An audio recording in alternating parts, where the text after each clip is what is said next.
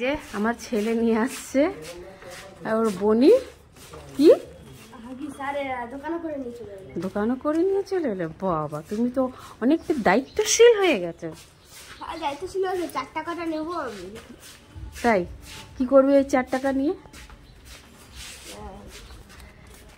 আমি এবারে দুটো অর্ডার দুটো মানে কি একটা অর্ডার দিয়েছি, একটার সাথে একটা free. Hello everyone, welcome back to my channel. কালকে আমরা তারকেশ্বর গেছিলাম প্রচন্ড। এই যে আমার মেয়ে নেড়ু হয়ে গেছে। কই কই এসে এসে সবাইকে হাই বলো, হাই বলো। আগে সবাইকে হাই বলো, হাই বলো, হাই বলো। ঘুম পেয়েছে। কি কোলো নেবো? কোলো নিতে হবে। আচ্ছা আমার মেয়েকে কোলো নিয়ে নি বাবা গো। হ্যাঁ সবাইকে হাই করো, এবার করো। বলো আমি নেনু হয়ে গেছি, তাই তো? নেনু মাথায়, তাই তো? সবাইকে হাই বলো, হাই বলো তাড়াতাড়ি। বলবে না তো? আজকে নীল ষষ্ঠী, তো নীল ষষ্ঠীতে নিরামিষ রান্না করবো। আমাগো নামো নামো, যাও পাপা কাছে যাও। এবার দেখা যাক কাহন চাল করবো একটু মানে বেশ টেস্টি ঘি ফি দিয়ে করবো একটু। এবার লেট না করে আমি যাই রান্না করতে। মেয়ে হাগিস চলে এসছে দুটো, এখন না পরে খুলছি, এখন অনেক কাজ আছে। এখানে কাহন চাল দিয়ে নিয়েছি, এটা ভেজে নেব ভালো করে। এটা আমি একটু ভালো করে ভেজে নেব, তারপরে এর মধ্যে আমি আলু, টমেটো, গাজর সব কিছু দিয়ে নিরামিষ করব, যেহেতু আজকে নীল ষষ্ঠী সেই জন্য। আবার কালকে আমাদের জগন্নাথ মন্দিরে, শীতলা মন্দিরেতে আমরা সবাই যাব জল ঢালতে। আমরা বলতে কি আমি আমার হাজব্যান্ড প্রত্যেক বছরই জল দিই, শুধু আগের বছর দিইনি যেহেতু আমার মেয়ে খুবই ছোট ছিল।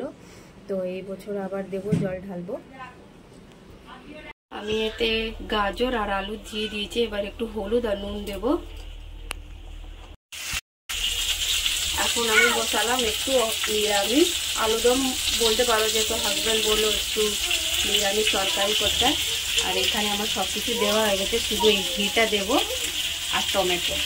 আলুদমে আমি জল দিয়ে ঢাকা দিয়ে দিয়েছি, যেহেতু বর বারবার বলছে যে খিদে পেয়েছে, তো আমি তাড়াতাড়ি জল দিয়ে ঢাকা দিয়ে দিয়েছি। এবার আমি আমার কাহনের চালে একটু ঘি দেবো। আমার চোখে অবস্থা দিয়েছো, কালকে কাজল করেছি, ঠিক করে মুছেওই নি। আমি তাড়াতাড়ি স্নান করে বেরিয়ে এসেছি, পরে মুছে নিচ্ছি। এতে ঘি দিয়ে দিচ্ছি।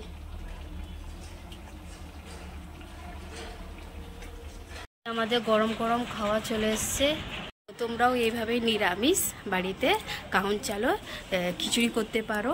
আর যেদিনকে উপোস থাকবে খুবই ভালো লাগবে, কিন্তু ভালোভাবে করবে, মানে অনেক কিছু দিয়ে দেবে, গাজর, আলু, আর একটু গরম মশলা দেবে, জিরে ফোড়ন দেবে, টমেটো দেবে, সব কিছু দিয়ে যখন করবে দেবে, খুব সুন্দর লাগবে খেতে।